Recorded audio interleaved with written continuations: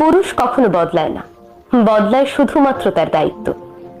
বিয়ের পরে নারীরাই সবকিছু হারায় না, পুরুষরাও অনেক কিছু হারায়। আত্মীয় স্বজন, বন্ধু বান্ধব, পাড়া প্রতিবেশীদের হারায়। এর জন্য কিন্তু তার স্ত্রী মোটেও দায়ী নয়।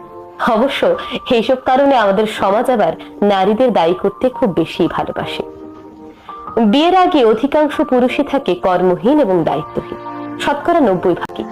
তখন তারা বাবা মায়ের দায়িত্বে থাকে, বাবা মায়ের আদরে থাকে। তখন তারা চাইলে যে কোনো সময় যে কারো সঙ্গে আড্ডা দিতে পারে, আত্মীয় স্বজন, পাড়া প্রতিবেশী, বন্ধু বান্ধবদের সময় দিতে পারে। কিন্তু বিয়ের পর একটা পুরুষের দায়িত্ব অনেক গুণ বেড়ে যায়। পরিবারের দায়িত্ব, সংসারের দায়িত্ব, সন্তানদের দায়িত্ব, বিভিন্ন দায়িত্ব। এত দায়িত্বের মাঝে আত্মীয় স্বজন, পাড়া প্রতিবেশী, বন্ধু বান্ধবদের আগের মতো সময় দেয়া হয় না।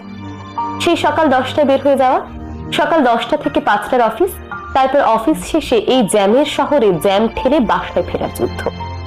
বাসায় ফিরে পরিবারকে একটু সময় দেয়া, সারাদিন অপেক্ষারত স্ত্রীকে একটু সময় দেয়া, এই যে বাবা বলে বুকে ঝাঁপিয়ে পড়া আধো আধো বুলির ছোট্ট সোনাটিকে কোলে জড়িয়ে নেয়া, এসব করতে করতেই তো রাত পেরিয়ে আবার ভোর হয়ে যায়। তারপর পরের দিন আবার একই রুটিন। এই যে এত কঠিন একটা জীবন একই রুটিনে বারবার চলতে থাকে, এই কঠিন জীবনে এই অল্প সময়ের মধ্যে আত্মীয় স্বজন, পাড়া প্রতিবেশী, বন্ধু বান্ধবকে কি আগের মতো সময় দেওয়া যায় বলেন? কতটুকুই বা সময় দেওয়া যায়? পুরুষরা তো মেশিন নয়, তারাও মানুষ। বিয়ের পরের জীবন আর আগের জীবন কিন্তু এক নয়।